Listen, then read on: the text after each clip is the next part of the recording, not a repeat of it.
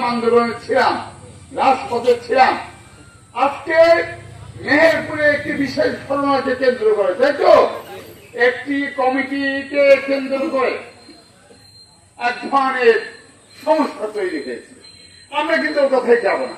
আমার বক্তব্য অত্যন্ত স্পষ্ট। আমরা দেখেছি মেহেরপুরের 98% নেতা কর্মী এবং আমরা একসাথে আছি। আমরা জানি তারেক রহমান সাহেব বলেছেন, আমাদের ভারপ্রাপ্ত চেয়ারম্যান বলেছেন, 17 বছর যারা রাজপথে ছিল নির্যাতিত মজলুম, সেই নেতৃত্বের হাতে ইনশাল্লাহ, তাই তো, বিএনপি আপনার কি বলে জনগণের দায়িত্ব অর্পিত হবে। মূল কথা হলো যে কর্মীর পেছনে, উনি বলেন যে কর্মীর পেছনে মানুষ থাকে না, সে নেতা হতে পারবে না। তার সাথে হাজারো হাজারো মানুষ থাকতে হবে। আমরা 17 বছর লড়াই সংগ্রামের মধ্যে দিয়ে ইনশাল্লাহ প্রমাণ করেছি যে মেহেরপুরের হাজারো হাজারো মানুষ দীর্ঘ সময় ধরে আমাদের সাথে ছিল। 2001 সালে অবাধ নির্বাচন হয়েছিল, আমরা ভোটে নির্বাচিত হয়েছিলাম। 96 সালে একটা অবাধ নির্বাচন হয়েছিল, এই আসনে আমার পিতা মরু মাহমুদ আলী বিজয়ী লাভ করেছিলেন। ভাই আমার, ফেব্রুয়ারি মাসে নির্বাচন হবে ইনশাআল্লাহ, এবং নির্বাচন নিয়ে কোন দলবাহানা আমরা মেনে নিতে পারি না। তার কারণ দীর্ঘ সংগ্রাম, দীর্ঘ রক্তক্ষরণের মধ্য দিয়ে, জুলাইয়ের গণঅভ্যুত্থানের মধ্য দিয়ে আমাদের যে প্রত্যাশা, সেই প্রত্যাশা হল এই রাষ্ট্রের মালিক জনগণ, এই রাষ্ট্রকে জনগণের হাতে ফেরত দিতে হবে।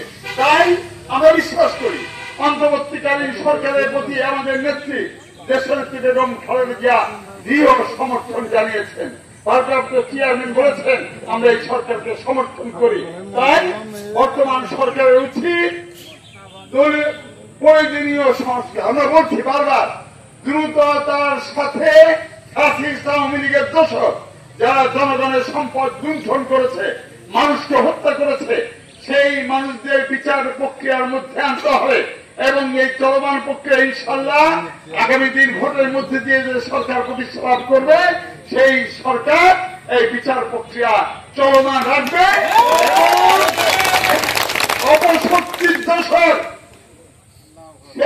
হাসিনার কেয়ামত যারা ছিল এবং আছেন, তাদের প্রয়োজনীয় ব্যবস্থা আইনের মধ্য দিয়ে আমরা নিতে চাই। মেহেরপুরের বিএনপির মধ্যে কোন অনৈক্য নেই। অনৈক্য নেই এই কারণে আমরা বলি, আমরা সবসময় বলি যে দলের সিদ্ধান্ত অবশ্যই মানতে হবে, তবে দলকে জনগণ কি চায় সেই বিবেচনা মাথায় রেখে সিদ্ধান্ত দিতে হবে। আমরা বিশ্বাস করি আগামী দিন মেহেরপুরের রাজনৈতিক সংগ্রাম এবং দলের নেতৃত্বের প্রশ্নে দল নিশ্চয়ই তথ্য সংগ্রহ করছে। আগামী দিন দল সঠিক সিদ্ধান্ত দেবে, যেটা জনগণের যে আকাঙ্ক্ষা, জনগণের যে প্রত্যাশা, সেই প্রত্যাশা পূরণ হবে ইনশাল্লাহ। আমি কারো বিরুদ্ধে বলতে চাই না। আমাদের নামে ডর্জন মামলা হয়েছে, আমাদের 5,000 নেতা কর্মী এ অঞ্চলে মামলায় জেল হাজতে কারাগারে ছিল, তাই তো। এবং শুধু তাই নয়, 102 জন নারী কর্মীকে আমাদের ভ্রাম্যমাণ আদালত বসিয়ে 2 বছর করে কারাদণ্ড দেওয়া হয়েছিল। আমি যেটা বুঝি, না বললেই না, হ্যাঁ, কামরু সাহেবের বিরুদ্ধেও একটা মামলা হয়েছিল। কেমন? ওই আটলান্টিক হোটেলে একটা নারী কেলেঙ্কারির ব্যাপারে তাদের নাম ছিল। মানুষ জানে এবং আমরা এই ধরনের জনবিচ্ছিন্ন নেতৃত্ব দেওয়ার যাই হোক, এই অঞ্চলের সংগ্রামী মানুষের, তাই তো, তাদের আশা আকাঙ্ক্ষা যে অধিকার, সে অধিকার প্রতিষ্ঠা করা সম্ভব না। আমি পর্যাপ্ত সমালোচনা করতে চাই না, তার কারণ আমরা বিশ্বাস করি দলকে ঐক্যবদ্ধ রাখতে হবে, যে কোনো মূল্যে দলকে ঐক্যবদ্ধ রাখতে হবে। এবং দেশের স্বার্থে আজকে তারেক রহমান আমাদের ভারপ্রাপ্ত চেয়ারম্যান বলছেন সবার আগে বাংলাদেশ। এবং আমি মনে করি তারেক রহমান শুধু বিএনপির নেতা না, আগামী দিন উনি বাংলাদেশের সারা বাংলাদেশের 18 কোটি মানুষের নেতৃত্ব দেবেন। ভাইরা আমার, বন্দরের এই কর্মী সভা, চট্টগ্রামের এই কর্মী সভায় আমি চতুর্পাশে আমাদের নেতৃবৃন্দকে দেখছি যারা কষ্ট করে আমদা ইউনিয়নের বিভিন্ন গ্রাম থেকে এসেছেন। আমরা বিশ্বাস করি, আমরা যখনই মিছিল ডাকি 10,000 20,000 ইচ্ছা করলে অনেক বড় বড় কর্মসূচি আমরা যেভাবে করি এবং করতে পারি। ভাইরা আমার, আমরা এই মুহূর্তে যেটা চাইব যে আমরা ঐক্যবদ্ধ থেকে রাজপথের সংগ্রামকে বেগবান করতে হবে।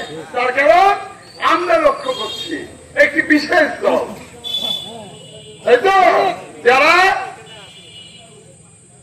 অনেক কথাই বলছে, তাই তো, একটি বিশেষ দল। আমার বললাম না, বললে আবার কথা বোঝেন, একই ঘরের মধ্যে আমি বলছি সেই বিশেষ দল যারা নির্বাচনকে প্রলম্বিত করতে চায়। দেখেন, আমাদের মূল দাবি জাতীয় নির্বাচন, আমাদের মূল দাবি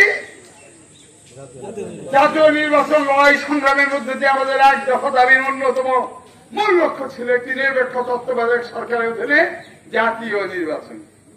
অনেকেই কিন্তু মনে করেন, এইভাবে মনে করেন নির্বাচন হলে বিএনপি ক্ষমতায় চলে যাবে, থাকানো যাবে না, তাই তো। তাহলে নির্বাচনকে কিভাবে প্রলম্বিত করা যায়, নির্বাচনকে কতটা দেরি করে ফেলা যায়, সেই ধারায় বিভিন্ন ষড়যন্ত্র বিভিন্ন ভাবে কেউ কেউ করছেন। আমরা বলি আসলে জনগণের গণতান্ত্রিক অধিকার প্রতিষ্ঠার জন্যই হয়েছে গণঅভ্যুত্থান, এবং গণঅভ্যুত্থানের ন্যূনতম শর্ত ছিল হলো জনগণের গণতান্ত্রিক অধিকার ফেরত দেওয়া।